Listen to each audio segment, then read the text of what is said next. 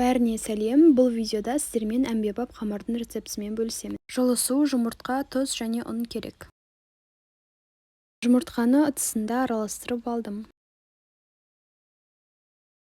Ыдысымызға жұмыртқа, жылы су және тұзды қосамыз.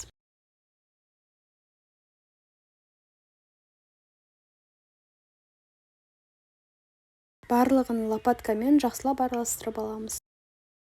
Енді ұнды електен өткізе отыра, кішкене бөліктен қосамыз.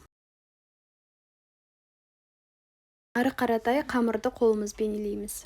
Бұл қамырдан манты, пельмен деген сияқты көптеген тамақтар жасауға болады. Ыдыстың шетінде мүлдем ұн қалдырмауымыз керек.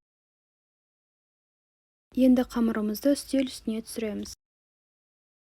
Домалақтап қойып, бетін жауып 10 минутқа тындырып қоямыз. 10 минуттан кейін бетін ашып, қамырымызды жаюға кірісеміз.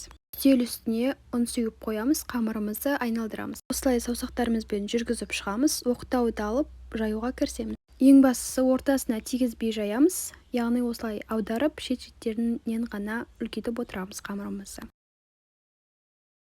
Видеода көрсетілгендей жасай бересіздер, өздеріңізге керекті қалыңдықта жасауға болады. Бұл рецептпен қамырларыңыз өте жұмсақ болып шығады. Егер видео ұнаса, арнама жазылып, лайк басуды ұмытпаңыздар.